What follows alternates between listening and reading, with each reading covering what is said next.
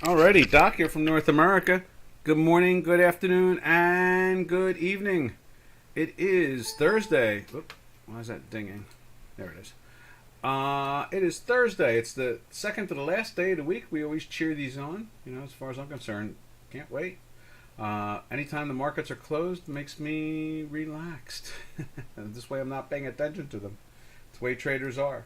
And even then, the fund managers, they're truly active, having to deal with public, the private money itself. They're 7 days a week. They don't know how to let go. They don't have a choice. But here we are. Let's check out the dollar this morning. And also, let me get the chat line going. Let me open that up, too.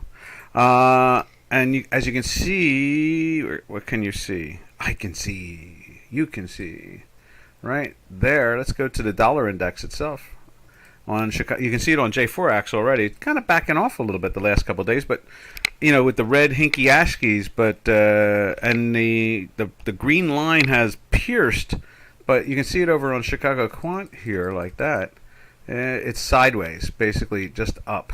We're still perking along. It's one of those situations where we had one green there, like the green where it went into a buy, and then I guess it was from the spike and the pressures on it. That's why we say this indicator, which is one of the best public indicators you're going to find, that is on the J4X, is still about only 68 or 70%, under 70% of Doc's math.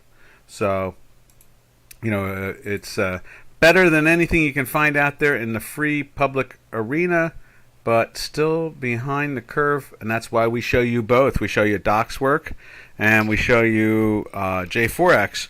This way you can use Doc's work as a key or a primer in mathematics. They refer to it as a proof. And then what you do is you can see the characteristics and how to follow them on the J4X. Now let's get the chat line up there. Where's the chat line? There we go. And so you can see here the dollar is flat to up, I guess you could say. That's pretty much the way it really is. And you can see that right there. Let's just do a little circly thing like that. You see that right there. It's just kind of, let's see, how do we lock that line in there so we can get rid of that. There you are. And so buyers, I don't know, ever since Mrs. Pelosi left Taiwan, it seems to have excited the dollar buyers again, and they've been selling bonds again. Bond prices have been getting high. Again, that's probably a good example of the reason why they buy dollars is that there's a return in investment. One of those unique things. I know over 35% of people out there listening to me or trading have never really understood the supply and demand of fundamentals. Fundamentals have drifted. We've lost fundamentals as oh, there's Robin. Hey, Robin. There is Storm incoming. I hope you are all doing well. Yo, Storm.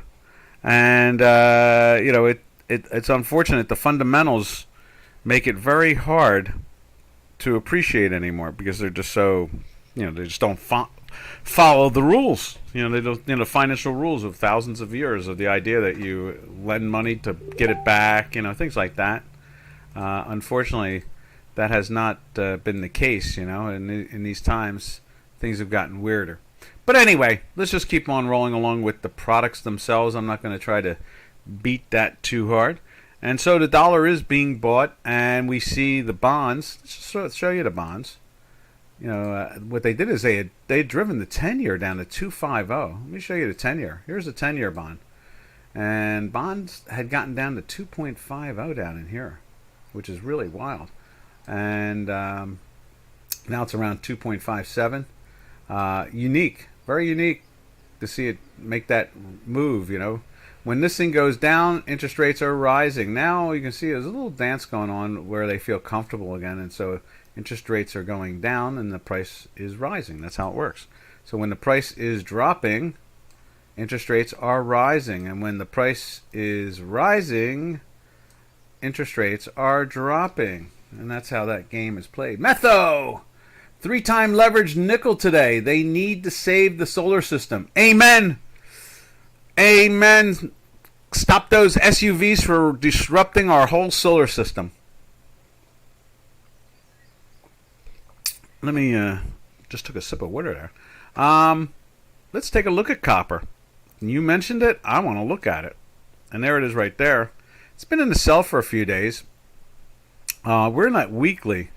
And what are you short? You're short it now? Is that what it is?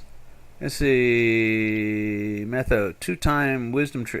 Metho says, bought 3x leverage nickel today. Is that a short or a long? Because I had to be, you can see here, it went into the buy there. And, you got to bounce, but we're in a weekly sell. So, you got to take your profits when you can get them. Because with that weekly sell, well, you can see what's happened. It's curved and heading back to where it started from. It hasn't gotten there yet, but that pressure is on it. Not 3-time, 2-time. There is a big need for nickel.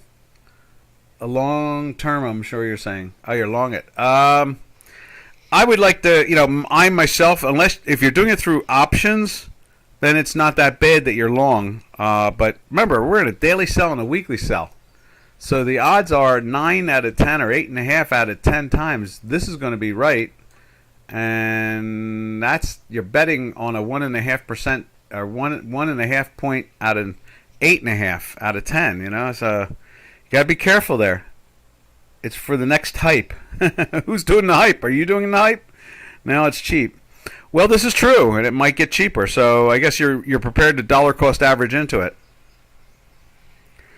Storm says, master plan. I'm going to buy a SUV and then go short on the solar system. I like that, Storm. That's a good one. That's a good one. Detroit, the destroyer of worlds. That's what we should make t-shirts up. It says Detroit, the destroyer of the solar system and worlds in it. I have time. Well, if you have time, that's fine then. I would wait for a weekly buy. Now, today's what, Thursday. Next week, you see how I'll tell you this. This is the good part, all right? The way I look at this right here, let's see if we can do this again. Right here. I'm going to emphasize this for you. This is in favor of your strategy, okay? I'm going to show you. This right here is in favor of your strategy on a couple of parts. But it's not confirming yet. The first part is the green line has come through the bottom part of the manifold. That's good. The histogram is trying to get towards the zero line. That's good. Okay? So they're the positive things. Also, there's a good chance that next week, with them staying right around in here, if copper will stay in the 360 to 340 area, closing wise, I would say that, and then you have that today and tomorrow, and Thursdays can be the. If it starts to break that, then they're going to probably go in after this low right here of the 325, 326. Don't buy anything below that, okay? If they start taking out these lows, let's put a little line in there for you even. If they start taking out these lows where it went into the buy, we're going to put a line in there for you even. I'd be careful, all right? And I'm not, like I said, the only way I'd be in this thing is if I was long options in it, binaries in particular. And again, you're betting, the odds of success, the educated, as they like to say in the hedge fund industry, educated trading. The educated trading says that almost 8.5 out of 10 times this will go down. Okay, so the only two things I see right now, and a third one is the fact that these are too tight. Right, that the histograms the last 2 weeks are tight, and the green line has busted through the minus side. You've got a good chance if this thing will stay up today, then you got a good chance that the weekly buy will be challenged next week and we'll start to lift more. And if they slip into a daily buy going into here on the next 3 days, in other words, there's today and there's tomorrow, and then the next trading day will be, Sunday night, Monday. So that will be a good sign for you. Okay, so you can watch that. How's that? I'm trying not to be Debbie Downer here and trying to give you what's the best way to describe it? The nuances of the math. The math says it's trying right now, but it hasn't confirmed. That's what the problem is. And I like it to confirm, because we're here to make money, not to just trade. Let's see. Matho says, I have time. I will need a lot of nickel. You're going to corner the nickel market? It's a ETC without stop losses. Okay, well, that's even better. Now you've got plenty of time. Without any stop losses, in other words, it can't stop you out, then it's an exchange for physical. Or exchange the commodity or something like that, right? It's like an ETF. Exchange the physical, and they don't really have, and you have enough equity to protect yourself. Well, I've pointed out the good things for you, and this chart is itself screaming at you not to do it. But the nuances that are building say it could happen. That's what it's saying. It could happen. But I'm not trying to make not trying to influence you on the bullish side. I'm saying, follow the math. And right now, weekly sell, daily sell, be careful. Okay? I found no nickel CFD. Oh, I think they used to trade it out of London, right? There was a London CFD.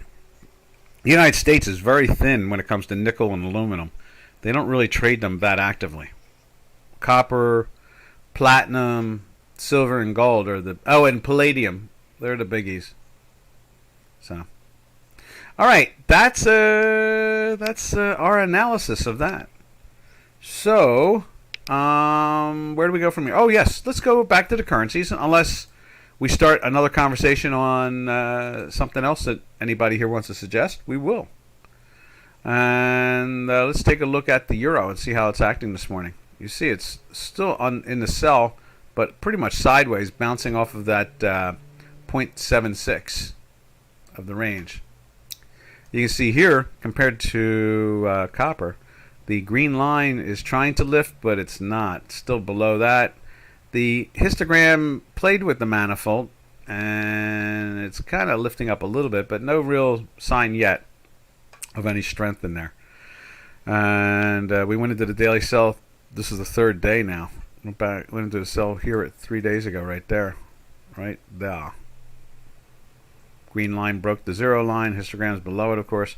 And in a weekly sell. All right. From there, we'll slide over to, let's take a look at the Swiss. Swiss. Right there. There it is. Swiss holding on to some of its gains, but it is down for the day.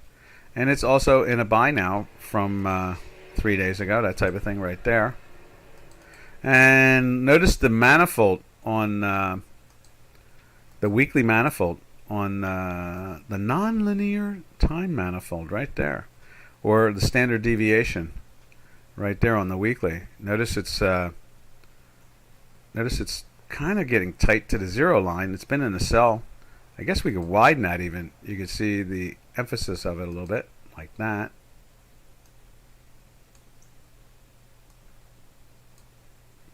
We'll take the daily and widen that too, like so.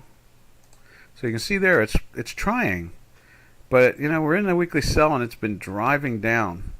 See, like that. Not to scare you, but there you got 2 weeks of that tight manifold with the histogram above the manifold, and it tried to lift. You can see that it tried to lift, but it hasn't done it yet. Copper is not cheap enough for me. I agree. I'm really stunned though. I can say this. I am really stunned that it broke the $4 area, but I guess it tells me that a year and a half in the $4 and above area, that it found no problem going to $3 or $3.17. And not even looking back, which was really astonishing in my mind. I really thought, but then I'm always a Pollyanna. I always think, oh my goodness, this might be something good, or this might be something bad. I'm always the one that's like, I'm the patron saint of lost causes. Like, I keep on thinking silver is going to go back to like 35 or something like that, and it really fights it. These metals, paper metal versus actual physical metal. and copper's maybe, I'm hearing. I don't want to beat up on China so early in the webinar, but I mentioned it yesterday. They really stepped on it really poorly yesterday. Or 2 days ago now, I guess it is. Mrs. Pelosi flew into Taiwan. They threatened to shoot her down if she tried. They didn't shoot her down. Makes them look kind of foolish. In other words, they just say things and they don't back it up. And then they're like a spoiled child or an angry child. That's why I always call them. They're an American colony that's angry. And I keep on hearing these stories. Someone asked about the metaverse of Forex, and I was talking about that. It was the Nomura Securities came up with that concept about a year ago in October of last year, and at the same time, it was the same day or two as Evergreen was falling apart in China, and it only took like $4 or $5 billion to perk it back up again, and the Chinese didn't really have the money to do that. All they could do is try to protect the Chinese investors, and they let the the international investors go down the tubes. So, all I'm saying is that copper is has been held up. I believe copper's been held up by China, and in many ways, just as we watch platinum kind of emphasize the strength in the precious metals, I want to say that when copper is very weak, it kind of emphasizes the problems in China. I think it does that. $2. Wow. Yeah. That doesn't surprise me any because what I just said. I'm very concerned that China is the copper is dependent on a strong China, and without a strong China, copper really goes back down to the historical numbers of 2.5, 1.5, 3, that type of thing. I think that's really what it comes down to, and I think that's where we're really at. So just be careful because I keep on hearing really bad, really tough stories in China. They're on the ropes financially. What Mr. Trump did is force them to try to open up their economy, and they really can't open their economy up. They can't even float their currency. So, and then they do the most foolish thing of all, is that it's bad enough that they're financially hiding their problems, and pretty much the world knows it. A lot of traders know that there's a real issue there financially for the country, but they go and they threaten to shoot down, our speaker's plane. I mean, they say they're going to shoot it down if she shows up at Taiwan. They say that. Why do they waste their time saying foolish things like that? I mean, if their economy's not that good, how can it be their military? You know what I mean? I just don't have a lot of confidence in it. They may outnumber everybody on some level, but I don't know. Numbers don't work in the age of nuclear weapons and high technology. Didn't they just had a rocket fall to Earth and crash no more than like 72 hours ago. You know what I mean? Or is it's going to fall and crash in the next couple hours or something like that? Why do they even open their mouth? That's the bigger question. Why do they even open their mouth? When they make statements and don't follow up on it, money guys and gals start to think, do they have the ability to open their economy up? Do they have the ability to grow? Do they have the ability to pay back loans that they've borrowed? That type of thing. And so, that could be a reason why we're seeing copper act the way it is. Let's go back to copper. Copper in many ways. Let's go take a look at the yuan. They got that currency of theirs, which is trades a couple percentage points in global volume every day. But it's not really so you can't really judge it. It's not worth even paying attention to. I don't. It's so rare that I pay attention to it. Look at it. It's just flatlined up in here, right? And remember, they had to do this because the rest of the world moved. They had moved like a month and a half. Someone probably said to the People's Bank of China, hey, you know what? We should move our currency up because everybody else's currency is getting moved. And, so they just moved their currency up. But, there's no way in the world that currency has a value of 6.8. I just don't see it. I think it's more like 16 or 17. Let's put it this way. If the ruble is trading, even in a limited way, look at that move the day before. Someone was saying to me the ruble is great. I was like, great. The thing is volatile. It takes your fingers off every time you get near trading it. Look at it. That day, the ruble went from 73 to a low of 60. What is that? Is that an 18% move in a day? But it's trading at 61. Well, how is the Russian Federation, who is a tenth of the size of China, and has 13 million barrels a day of production? How they're way more productive than China. So how does their currency trade at 61 and the Chinese yuan trade at 7, under 7? That's what's confusing me. It would make, where's it at again? Let's go to the Chinese yuan again. That's what really confuses me all the time. It's here somewhere. Where are you? Where's that yuan again? We'll find it. I saw it here. I just had it up there. US yuan, US CAD, US yen. There it is. I mean, it barely moves. Come on. They're one of the most in debt nations in the world. Compared to the United States, we're not in debt at all compared to the amount of debt they have. Their GDP is smoke and mirrors. Come on. They can't even defend investors international investors when companies go bankrupt over there, and what they do is they prop up the domestic investors, the Chinese themselves, and they allow the foreign investors to go bankrupt. And you're only talking about 2, 3, 4 billion. You're not talking about $500 billion at times. You're only talking about 3 and 4 and 5 billion dollars. I've pointed that out so many times. So, fundamentals tell us that there's an issue there. I mean, it's screaming at us. Talk about fundamentals. God, the fundamentals are screaming. It's the cockroach hotel. You can get in, but you're not going to get out. All right. They'll gladly take your money, but they will not give it back to you. That's what the cockroach hotel means on the trading floor. They'll gladly take your money, but won't give it back to you. That's exactly it. Or was it someone here came in a couple days ago and said, great demand makes an active market, and no demand makes no market. And that's the truth. That is really the truth. All right. From there, and let's just take a look at that too. Let's see if we can get the Chinese yuan up on J4X. It's got to be here somewhere. I think it's underneath Swiss. Yeah, there it is, right there. And when you look at, you see this move right here. Let's make this whole thing big. You see this move right here, where it started in what was that? April, right? That move in April.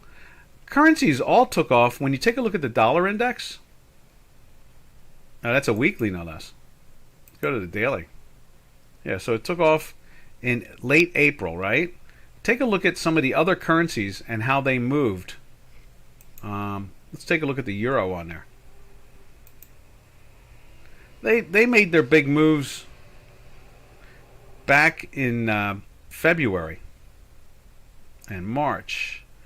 I'm sorry, in December and so forth. By the time April came around, there's May. Okay, so here's April, right? That's April right there. By the time they came around, they had made like 60% of their move. Now take a look at the yuan. The yuan didn't. Someone had to wick them up. Someone said, "Hey, you know what, guys? I think we better move our currency." Look at that. Look how flatlined it was in here over that same time period. Matter of fact, not only was it flatlined, it was gaining against the dollar. Where all the other currencies in the world were falling against the dollar through this period right here. They were all falling, getting crushed. And then someone punk smacked somebody in the People's Bank of China and said, "You know what? We're looking really stupid. We keep on making our currency gain against the dollar. and everybody in the world is losing against the dollar. And so then someone hit the switch, and bang, in late April, all of a sudden it jumps like that. Talk about not paying attention to the world, being self-centered. Talk about that. Look at that. It was gaining against the dollar when all other currencies in the world were getting crushed. Look at that. Crushed over the same time period. All going down, down, down, down, down, down, down. Look at it, all of it. One long ride. You take a look at let's take a look at the Swiss. Or the British pound's a good one. There it is right there. Same thing. There it is. From this time period right there. That's last year. That's July of last summer. Losing against the dollar, and the yuan is gaining against the dollar. Are you kidding me? So then we fast forward to metho, and metho is going into the copper market, and my concern. Let's put copper up there. Put it on J4X here. My concern is that with the way China is slowly melting down, and I keep on hearing stories about, you can see here, notice that when the yuan started, when's that? That's it right there. That's that April when someone woke up and said, hey guys, we got to stop this. Everybody in the world is getting crushed by the dollar, and we're making and our currency is gaining against the dollar. And so look at that. As soon as the currency busted down, copper fell apart. See that there? Copper fell apart too. So be careful about the copper, because the copper is governed in many ways. The modern, say the last 5-6 years, where you get this $4 copper, and I guess you could say since 2000, since the beginning of quantitative easing, you can see that the copper market has been pumped by the growth in China. And I'm not sure if it's real growth or if it's just window dressing. And I say it's window dressing. So there we are. Alrighty. I hope that makes any sense. Does that make sense, Metho, what I'm saying? I'm just concerned, that when fighting the math, it can be irritating.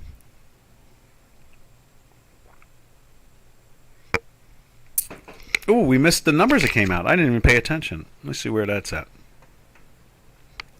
That's right. The employment numbers came out, right? What are they doing in the stock? Let's see what they did to the stock market real quick.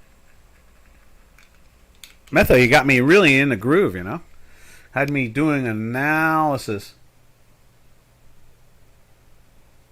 Oh, no, I'm not. No, I'm not challenging that at all. I think that's the way it's supposed to be. It should be like 3 to 5% of a portfolio. You're totally right. That's the way it should be. It's unfortunate because in these times, with the crazy that's going on in the financial markets, I've said this so many times before. If you would have said to me in 2007 and told me what's going on in 2012 or 10, and said, Doc, what do you think? Where should silver be or gold? If someone theorized in 2006 and 2007 what the financial system is doing today, I would say, look for gold to be around between $5,000 and $10,000 an ounce. Look for silver to be, $70, $80, something like that. You know what I mean? $90. Taking out the $50, making the $50 base by the Hunt brothers type of thing. I mean, that really, I would have easily speculated that, and that's why following the math. That's why following the math is more important than anything else. That is why that's what the name of the game really is in the end result. Follow the math.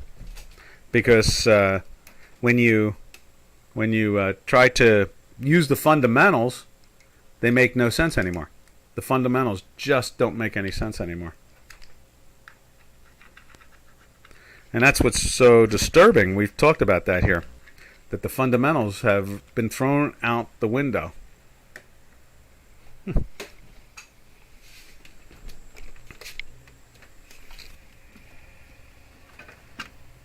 There we go.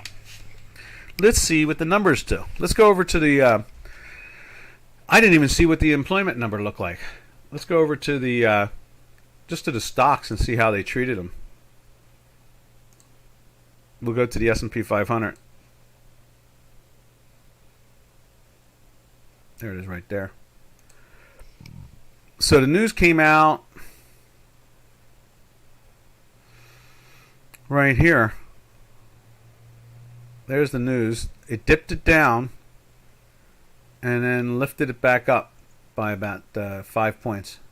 So obviously it wasn't wasn't as scary as people thought. Maybe, I don't know. I guess that's the best way to look at it. Scary versus not scary. Let's go see if there's any articles out already on it. I just want to see what the numbers were, because it seems like it was almost a non-event. Here, initial jobless claims hit 8-month highs. Continuing claims jump ahead of payroll prints. Jobless claims are now completely decoupled from the headline payrolls. So initial jobless claims hit an 8-month high.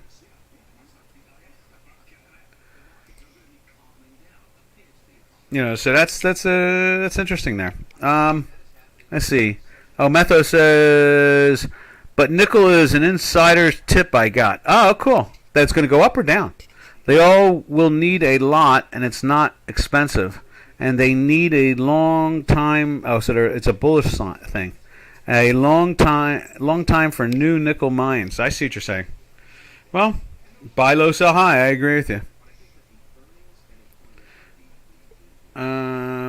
So they've kind of taken the plus out of the marketplace. The 10-year is yielding 2.68 now. Was coming in this morning. It was at 2.71. So Bitcoin is down 630. We're in a daily sell on that for the last couple of days. Let me just show you that.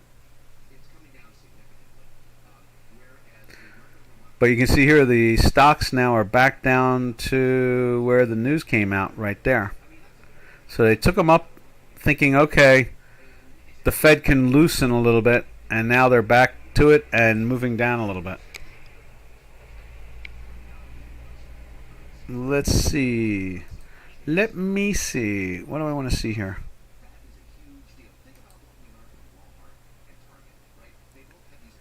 So they're dropping body. They're not hiring, I guess. The economy is slowing. We're in a recession, so. Okay, so back to Forex there. Yep, exactly. I like that. I think you're right. Buy low, sell high.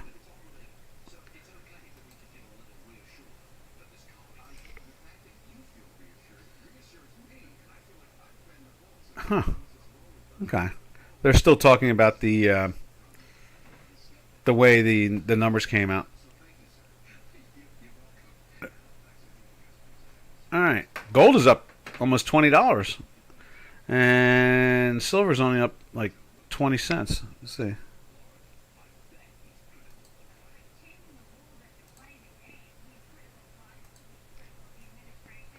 Yeah, you can see it. They did that 2 days ago too, and failed at it. You can see here. Here's an example. See how close that is? There's a good chance they stay up here over the next. They stay up in the 1795 to 1810 area, something like that. We might see this thing over, like the way silver is right now, the weekly over it.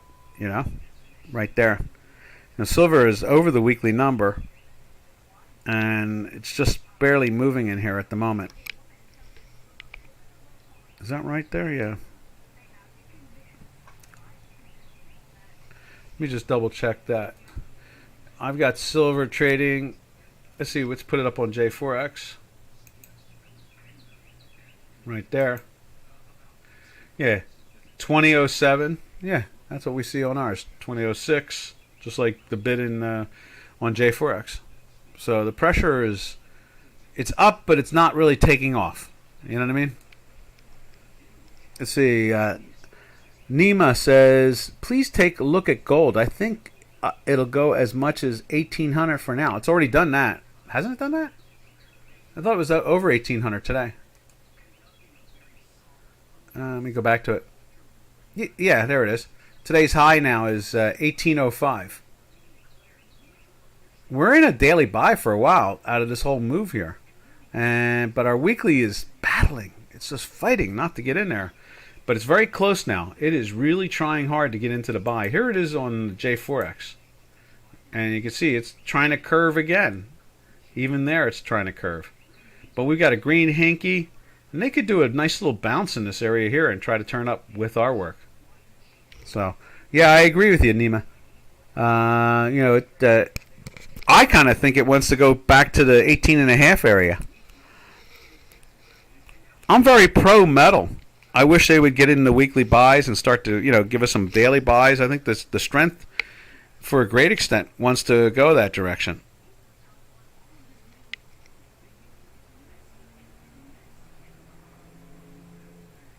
So let me think. What else can we say about any of this? I guess that's about it. But if you see anything out there you want me to look at, we'll go look at it. All right. Let's see. We saw copper, we saw gold, and we saw silver. Where's copper at now? Let's just go back to copper. Copper's still down. And our colony at the same time, yes. Let's go over to let's see, where did we leave off? Oh, Nima says, much likely I'd look at technicals only, but since you're an expert in fundamentals, so I guess you're right. But I don't think anybody can be a real expert in fundamentals anymore, because the fundamentals just don't seem to work anymore. Ever since quantitative easing, fundamentals worked because the fundamentals depended on private money. In other words, the public, retail, professional, buying and selling on the fundamentals themselves. Now, markets move. That's how they moved before. They moved on the fundamentals of the funds, the mutual funds, the retirement funds, the hedge funds, the private investors, the public investors. They moved on the fundamentals, and they participated following the fundamentals. Now, markets move on what the central bank wants to do, and or what the central bank does, not what it wants to do, what it does. And so the Federal Reserve and the central banks across the planet now dominate all the old players on a daily and intraday basis. So, the Federal Reserve is influencing mutual funds and hedge funds and, retirement funds and investors all the time, hedge funds all the time. They give them billions of dollars overnight to hold positions. The Federal Reserve gives banks and institutions, like funds and so forth, free money overnight to hold positions that they want to be bought. And so that's what the problem is that I'm a very experienced, as you said, expert. I'm an expert on understanding the way markets trade and the way the fundamentals had an influence on them. Okay, and the key word there is had. And now, matter of fact, the big joke of the last 3 months around, here in the United States has been that bad news is good news and good news is good news. So, markets have rallied very well over the last 2 months. And that's because the Federal Reserve wants them to rally. And no one has the power to fight the Fed. So, let's see. Storm says, cable would be interesting. British pound? Follow the Fed if you want their money. Exactly. Don't fight the Fed. Now, Storm is saying something about cable. Let's take a look at the cable again. And there is the cable.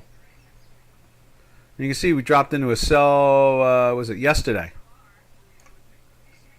And this one has Bollinger Bands up on it. That's why we made our manifolds, the blue and the red, just like Bollinger Bands. And let's put the sell in there too, right there. And you can see we were flirting with a weekly buy, and now we are on the edge. It's at 0.00036. So it's tight, and we got 2 days. If they keep on taking this currency down, it's going to do the same thing it did right here. Right there. It's going to stall and find itself moving back down into a new sliding range again. It's going to be very curious.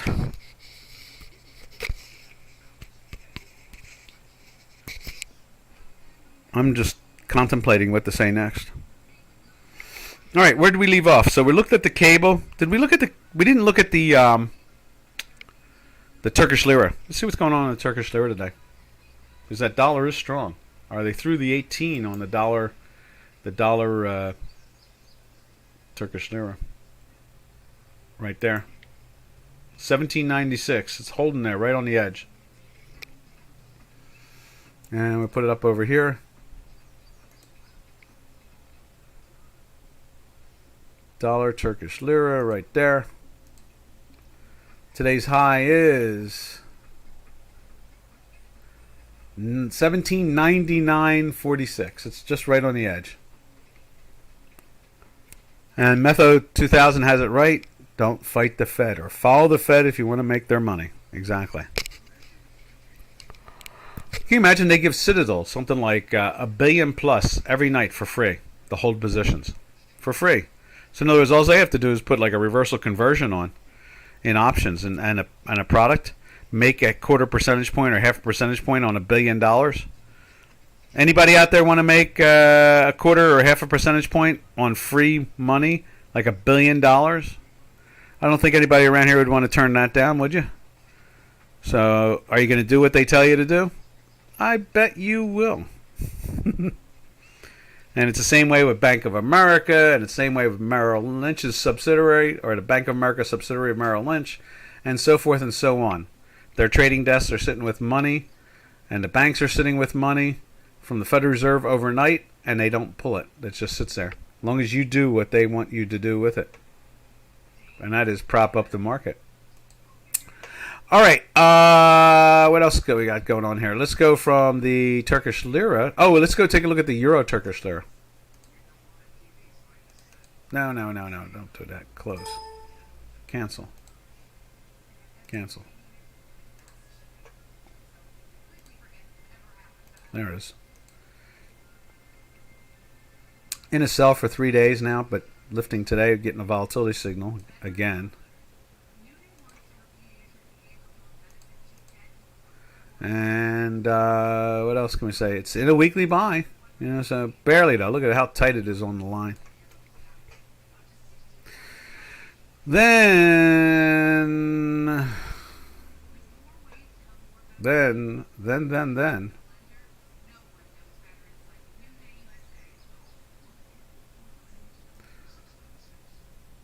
let's see.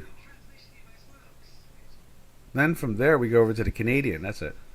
And there's the Canadian. It's in a buy for 3 days. Why is that line gone? I know I put it in there yesterday.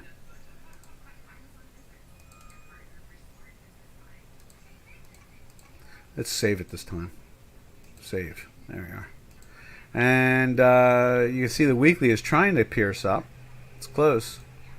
Real sloppy market there. And this, just because of the action in this, you would assume it's, oil is flat. I would think oil is flat. So let's go over to oil and take a look and see. Last I saw it, was it yesterday or today? At this point, it was down, right? Yeah, it's down. So they tried to make a new high, not a new high, but they tried to go up and failed, and now they're down. And you would think, Canadian would be moving up from that, and that's why it's in a buy. Now let's take a look at Brent right there. Brent's going through the same thing, just minus a little bit. The pressure's on the oil markets. Let's see. From there, we go over to the South African Rand. Back to that gold thing, Let's see what it's doing. Since gold, we already saw gold. That's right. We looked at it. It's up almost $20.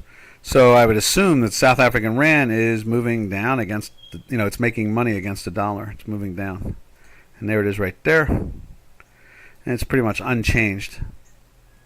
It's in a daily buy. That's not a good sign for the metals complex. Because the South African Rand a lot of times is ahead of the metals market. So, whereas I would say that the oil market is at parity with oil.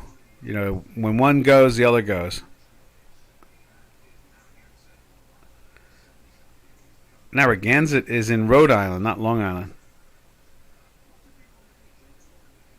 They're showing you a picture of Narragansett Bay, I guess. On the financial channel, oil is trading down in the United States, 89.83, under $90. Dow's down 48 points.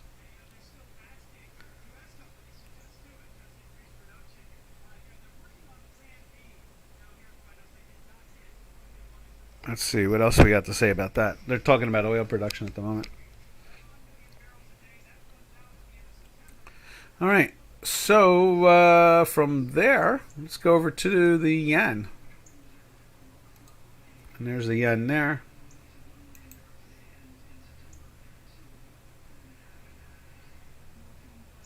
There's the yen on J4X. You can see a couple days of some buying in there. You see the green line moving up. Same situation over here on Chicago Quant. You got a volatility signal yesterday, and today it's stalled out. So we're still in that sell from there. So we're in a sell from up in here. Put a line in there for you.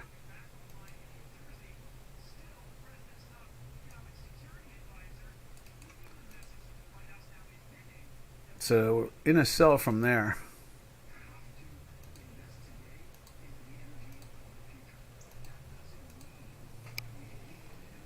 And so that's what it really comes down to at this point is dollar is firm across the board, even in all products, but at the moment just kind of, I guess you could call it weak.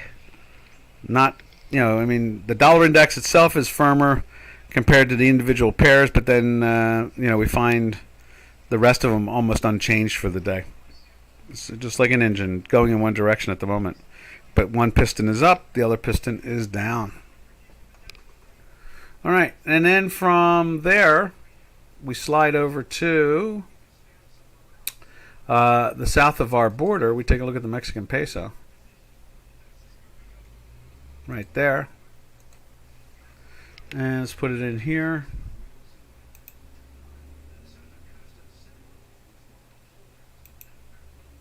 There it is, going down there.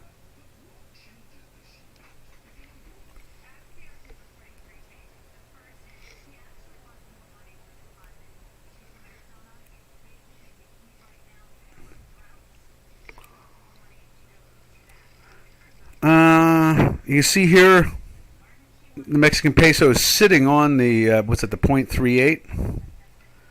It's been sitting there for 3 days, bouncing back and forth between the 618 and the 38. And at the same time, you can see we're still in a weekly buy. It doesn't seem to want to let go. It just seems to be hanging out in there. What else have we got to say about all that? I guess not much more than that. You can see that pressure is on it. Yeah, just kind of hanging out. Peso is just playing with the range. One of the more between the Canadian and the Mexican peso, both of them have been very, very adhering. They've been hanging around the range now for a couple of years. It slid out of it a little bit. Here as the inflation thing got going. More. You see it jumped out of it here, a little bit back in December of 21.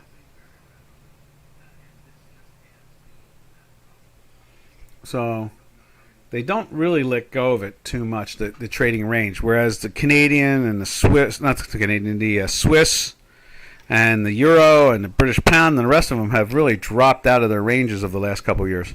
They're fighting their way back to them or around them. But I'm assuming that as much as we don't know as traders and individuals, is that there's probably a range that's defined by the Federal Reserve. And the only reason we know there is a range is because under Mr. Trump, Secretary Mnuchin came out every quarter and announced who was on the list of manipulation and not on the list of manipulation. And he named central banks and countries who were on the list or off the list. So obviously there is a uniformed effort to keep currencies and interest rates in a trading range. That's what quantitative easing is all about. It's all about stability. That's what the objective was to begin with. QE is to build stability. That was the total 100% rationale. What was behind the concept of QE itself. It was a part of a paper. We've talked about this before. Talk about fundamentals, and that is that Mr. Bernanke got a graduate degree, his PhD in this. This was part of his thesis, and that was to basically what would you have done different during the Great Depression of 1930, 1929? And quantitative easing was the thing he came up with. So, all right. From there, we're pretty much done the currencies at this point. If anybody has a desire to see one, just give a yell and we will. Let's jump over to the stock indices. And you can see here the S&P 500 in just barely in the plus. Let's put it up on J4X.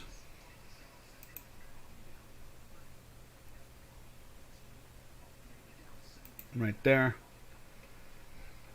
And as you can see here, it's just unchanged, basically down $1.50. I mean, that's pretty quiet. Nothing going on there. And then you can see the NASDAQ, which is up 11 points, 12 points, 13 points. Talk about speed. This thing can move. And let's put that up on J4X. The USA Tech 100, that's what that is, or better known as the NASDAQ 100, or better known as QQQ on the ETFs. And let's put that up on the daily. Right there. And that is up for the day as it shows again on the intraday. Right there, up 5 points now. Thing rock and rolls. So, from there, we can take a look at the Dow Jones Industrial Average. And there it is right there on the normal day chart. And it's just off a little bit. And then when we go and look at it in the intraday, you can see that is down 71 points now. Just a little pressure there. Because the recessionary story is building speed, I guess you could say. But 70 points means nothing. It's just background noise. It doesn't mean much. You can see here's the daily on J4X. So today what we're going to do is we're going to label this webinar as financial fundamentals.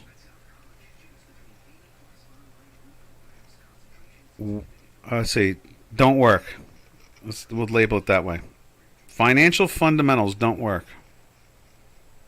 And that is going to be the title today of this webinar, because that's what we talked about. Let's see. Anybody else have any other questions? If not, we're going to start singing and getting out of here. Tomorrow is TGIF. So, happy trails to you until we meet again. Happy trails to you, to all our trading friends. All right, traders, Have a safe and smart day. We will catch you tomorrow, which is TGIF. Thank goodness. It's the end of the week. It's Friday. All right. Arrivederci.